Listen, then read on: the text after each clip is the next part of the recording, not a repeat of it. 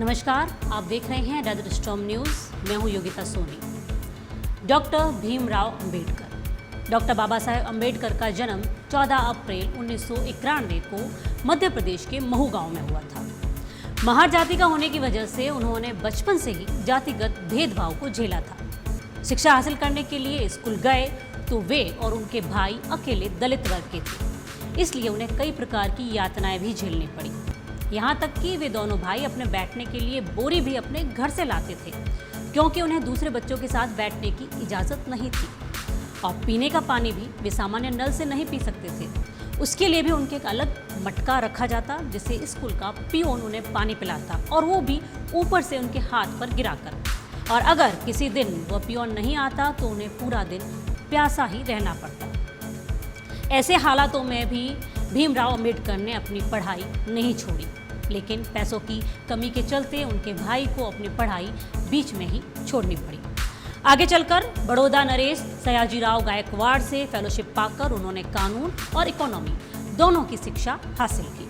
उन्होंने कोलंबिया विश्वविद्यालय और लंदन स्कूल ऑफ इकोनॉमिक्स दोनों ही विश्वविद्यालयों में अर्थशास्त्र में डॉक्टरेट की उपाधियां प्राप्त की और विधि, अर्थशास्त्र और राजनीतिक विज्ञान में शोध कार्य भी किए।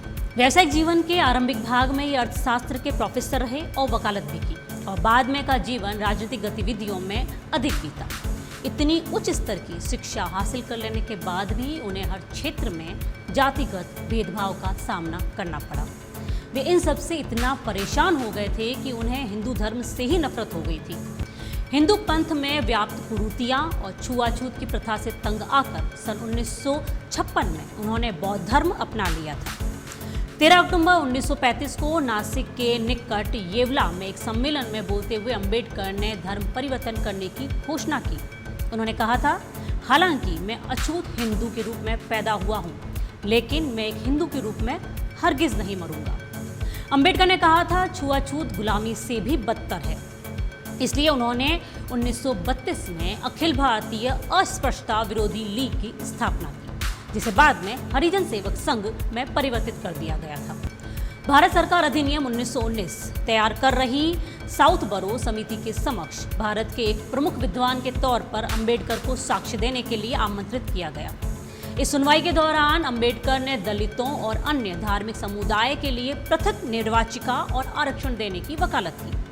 15 अगस्त 1947 को भारत को स्वतंत्रता मिलने के बाद अंबेडकर को देश के पहले कानून व न्याय मंत्री के रूप में सेवा करने के लिए आमंत्रित किया गया। 29 अगस्त 1947 को अंबेडकर को स्वतंत्र भारत के नए संविधान की रचना के लिए बनी संविधान की मसौदा समिति के अध्यक्ष पद पर भी नियुक्त किया गया। उन्होंने लगभग 60 देशों के संविधान का अध्ययन किया था। अंबेडकर को भारत के संविधान का पिता के रूप में भी मान्यता प्राप्त है। अंबेडकर ने भारत के संविधान के अनुच्छेद 370 का भी विरोध किया था, जिसमें जम्मू कश्मीर राज्य को विशेष दर्जा दिया गया था। 1932 में गांधी और अंबेडकर के बीच एक समझौता हुआ, जो कि बाद में पूना पैक्ट के नाम से जाना गया। इस समझौते में अंबेडकर ने दलितों को कम्युनल अवार्ड से मिले पृथक निर्वाचन के अधिकारों को छोड़ने की घोषणा की, लेकिन इसके साथ ही कम्युनल अवार्ड से मिली 78 आरक्षित सीटों की बजाय पूना पैक्ट में आरक्षित सीटों की संख्या बढ़ाकर 148 करवा ली गई। महाड़ का सत्याग्रह।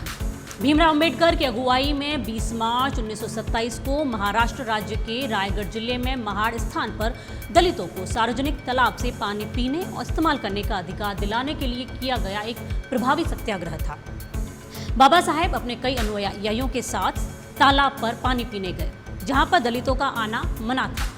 कहने और सुनने में ये बहुत ही साधारण लगता है कि सब पानी ही तो पी रहे थे, लेकिन यह घटना इतनी बड़ी थी कि इसके बाद जो हालात बिगड़े, पुलिस को ही बीच में आकर सब सुलझाना पड़ा।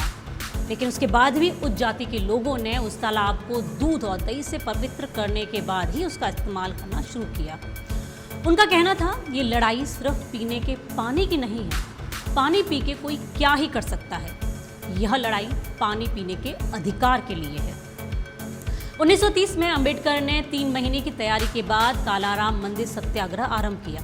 कालाराम मंदिर आंदोलन में लगभग 15,000 स्वयंसेवक इकट्ठे हुए। महिलाएं और पुरुष पहली बार भगवान को देखने के लिए अनुशासन, आदेश और दृढ़ संकल्प के साथ आगे बढ़े थे। जब वे द्वार तक पहुंचे तो ब्राह्मण अधिकारियों द्वारा द्वार बंद कर लिए गए थे। 1990 में उन्हें भारत रत्न, भारत के सर्वोच्च नागरिक सम्मान से मरणोपरांत सम्मानित किया गया। डॉक्टर भीमराव अंबेडकर के आदर्श थे एडुकेट, एगिटेट एंड ऑर्गेनाइज, यानी शिक्षित करो, आंदोलन करो और संगठित हो। कहने को सिर्फ 3 शब्द हैं। अगर हम उन्हें सच्ची श्रद्धांजलि देना चाहते हैं तो अगर हम इन 3 शब्दों का शब्द पालन करें तो शायद हम उन्हें सच्ची श्रद्धांजलि दे पाएंगे। इन 3 शब्दों को भी अगर थोड़ा सा आगे पीछे भी कर दिया जाए तो इन शब्दों का भी अर्थ अनर्थ में बदल सकता है। आज के लिए फिलहाल इतना ही। नमस्कार।